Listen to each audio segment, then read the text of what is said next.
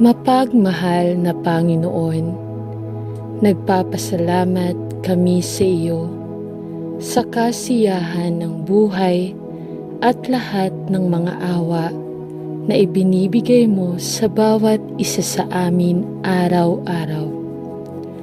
Ngunit Lord, habang sumusulong kami sa mga taon, ang aming mga katawan ay nagsisimulang mawala ng lakas.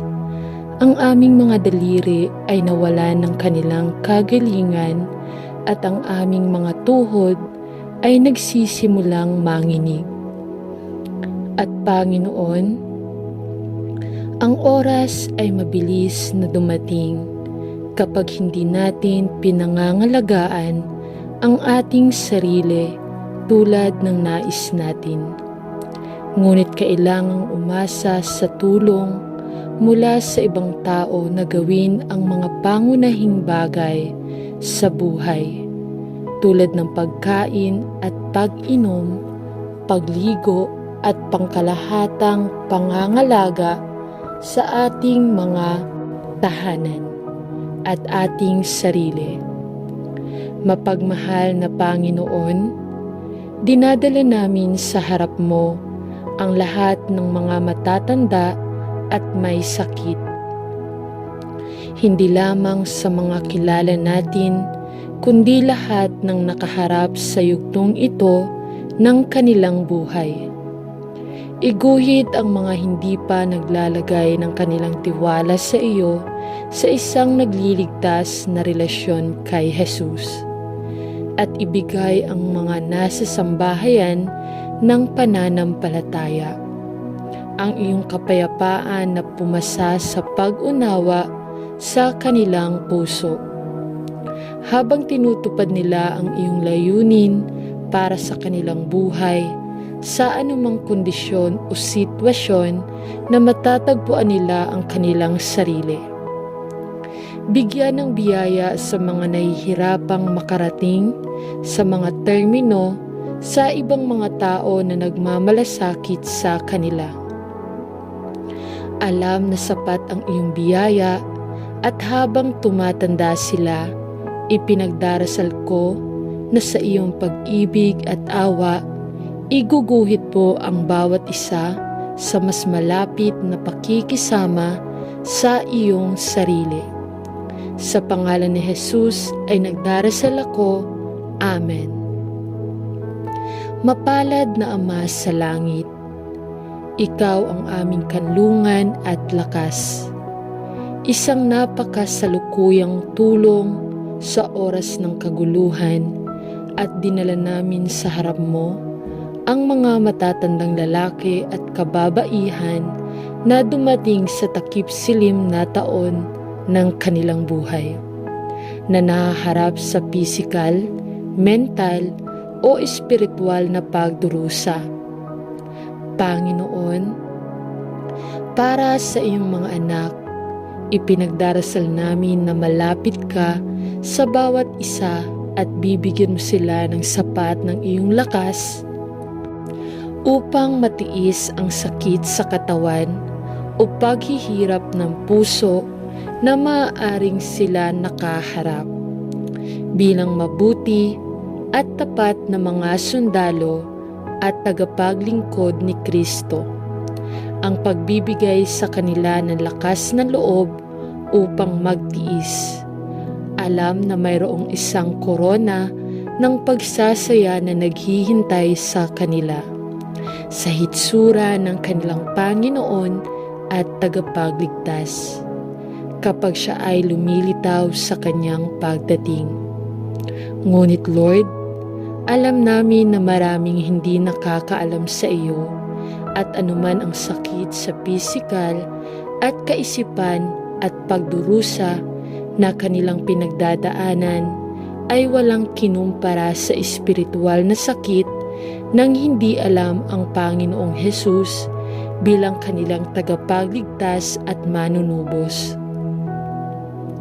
Lumapit sa lahat ng mga matatandang tao na hindi ligtas at dalhin ang marami sa kanila sa isang nagliligtas na pananampalataya sa Panginoong Jesus.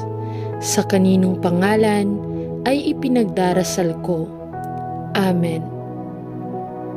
Mapagmahal na Ama, Ikaw ay naging aking bato sa mga oras ng kaguluhan, ang aking kapayapaan sa mga oras ng pagkabalisa at ang aking tirahan mula sa bagyo ng buhay. Ngunit Lord, habang sumusulong ako sa mga taon, ay napag-alaman kong napapagod ako at napapagod sa buhay sa pangkalahatan.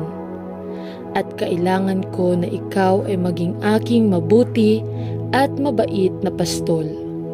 Habang ang aking mga hakbang ay nagpapabagal sa isang shuffle at ang aking kalusugan ay nagpapakita ng mga palatandaan ng pagkapagod. Dalhin mo ako sa iyong balikat, aking tagapagligtas, at hayaan akong magpahinga ng tahimik sa baluktot ng iyong mapagmahal na mga bisig. Bigyan mo ako ng lakas upang harapin ang bawat araw para sa bago tuwing umaga ay ang iyong pagmamahal sa akin. Panginoon, Ikaw ay naging aking tapat na kaibigan sa napakaraming buhay ko. Pinatnubayan mo ako ng lubusan ang aking pagkabata at naroon noong mga panahong iyon ng kabataan na walang malasakit. Kasama mo ako habang pinapasok ko ang kagalakan at abala ng pag-aasawa at suportado ako sa mga galit na taon ng pagiging magulang. At ngayon, sa takip-silim ng taon ng aking buhay, lubos akong nagpapasalamat na Ikaw ang aking mahalagang tagapagligtas na mahal mo ako. Kaya't kinuha mo ang parusa sa malupit na krus na nararapat kong dalhin. Paano ko kailanman mapapasalamatan ka ng sapat, aking Panginoon at aking Diyos? Bisitahin mo ako ay nagdarasal sa aking mga taon ng pagsulong at pakainin mo ako habang araw-araw ako ay isa iyong mahalagang salita para sa aking pang-araw-araw na ikakabuti. Mahal kita, Lord, at kahit na gusto kong makasama at makita ka ng harapan, habang kailanman may hininga sa aking katawan, maaari ba akong magamit bilang isang channel kung saan ang iyong pag-ibig ay dumadaloy sa iba. Salamat sa iyo, Ama, upang ako ay matapang na lumapit sa iyong trono ng biyaya at sa pamamagitan ng kamanghamanghang pangalan ng aking Panginoon at tagapagligtas na si Hesukristo. Amen. Mahal na Panginoong Diyos, kung paano ako nagpapasalamat sa iyo para sa aking mga magulang na naging napakagandang suporta sa akin sa buong buhay ko. Itinuro nila sa akin ang iyo mula sa pagiging isang bata, at hindi ako sapat na magpasalamat sa iyo sa paglalagay sa akin sa isang pamilya na nakakaalam at nagmamahal sa iyo. Ama, sila ay may edad na at nagiging matatag at lalo silang nahihirapan na isagawa ang pinakasimpleng mga gawain.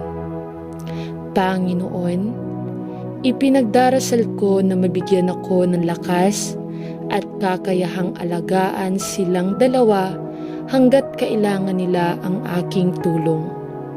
Alam ko na ito ay isang malaswang gawain at sa aking sarili wala akong lakas o mapagkukunan upang maisagawa ang ganong gawain.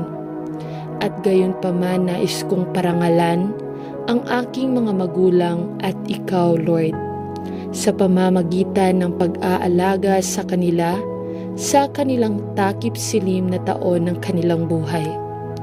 Tulungan mo akong Ama na magkaroon ng pagmamahal sa kanila at matalino at panatilihin ang mga ito ay ipinagdarasal ko mula sa mga hindi kasiyasiyan ng sakit sa kalusugan at mula sa mga paghihirap na maging tama.